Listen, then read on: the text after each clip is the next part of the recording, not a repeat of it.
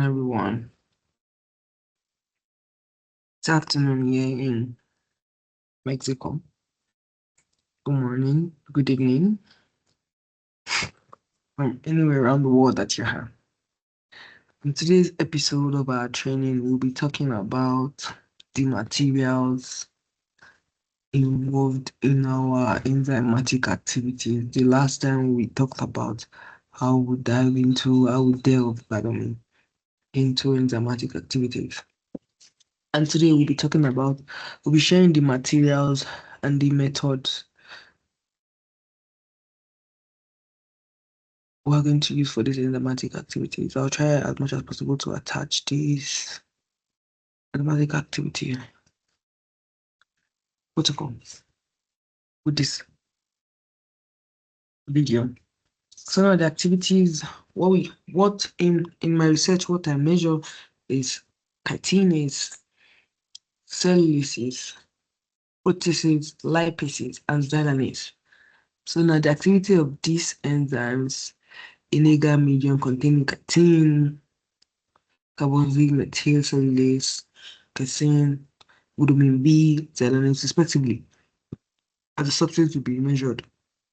The activity of sample collected at the starting point were measured after 7, 14, 21, 30, 60 days, respectively, using a petri dish at 37 sessions for 48 hours. Now, the first one we're going to talk about is the lipase screening. We're talking about lipase screening. Remember how we mentioned that the lipase was important because plastics have similar abundance.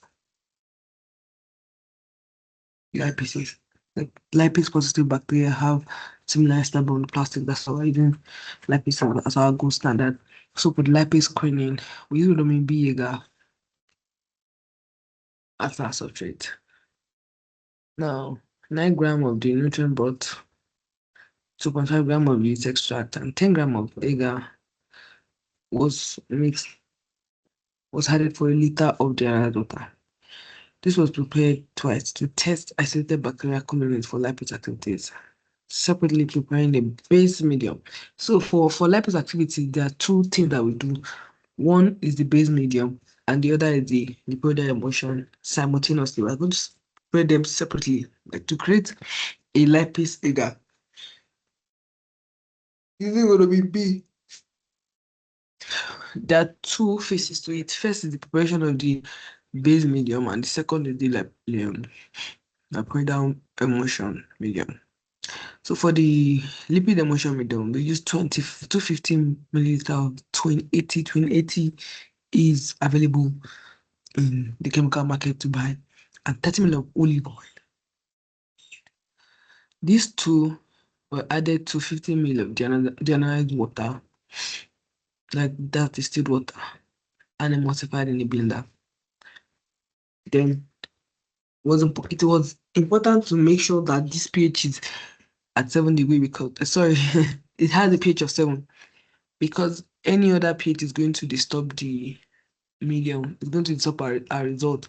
So I'm going to explain this in layman's form. The lipoidal medium involved the addition of 2080 olive oil and water.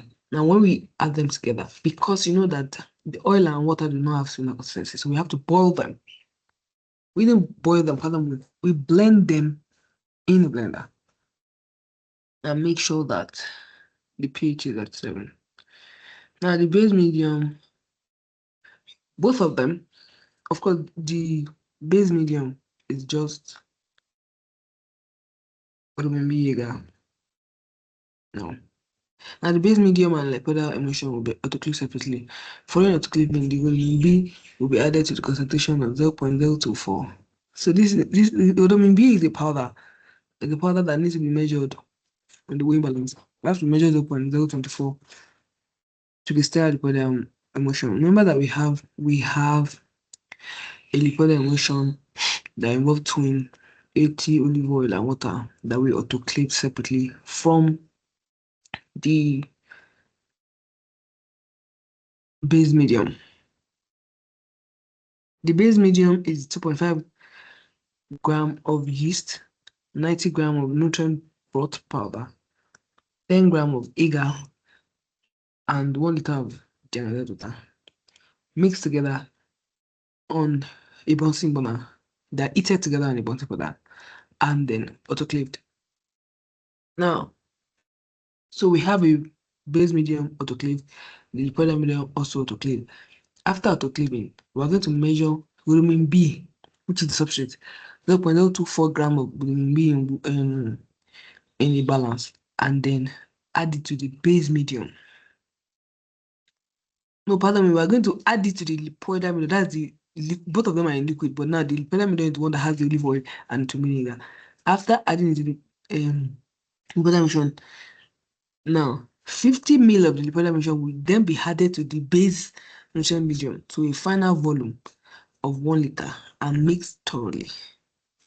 In the final concentration of Rhodomine B at 0.012 and then poured into sterile petri dishes in the laminar flow. It's important to do it in the laminar flow so that we do not contaminate this medium. After doing this in the laminar flow, then we're going to pour this mixture into a petri dish. The Rhodomine B agar gives a pink coloration. Now, after we create this agar, we can save them before. What I like to do is to have all my media ready, and then I plate this isolate at the same time. But in case the only one you want to do is the lipase, after the plates are ready, you can inoculate your bacteria into them, into the agar.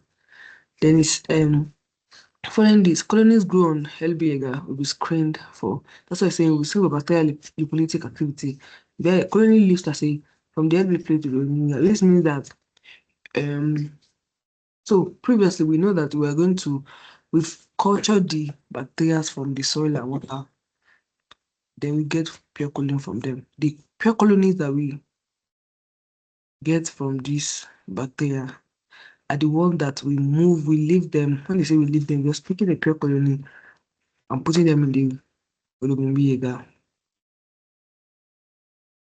After doing that, this plate has been inverted and incubated for 72 hours at 26 degrees Celsius, or between 26 and 30 degrees Celsius.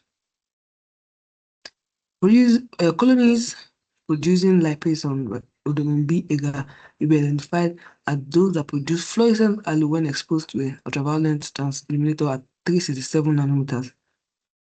And this will be restricted into individual LB plate for isolation and purification. So this is just an expression of the protocol. We're going to show us real-life examples of what this agar look like and what they look like when the colonies also grow. This illumination, we're going to see it under the fluorescent.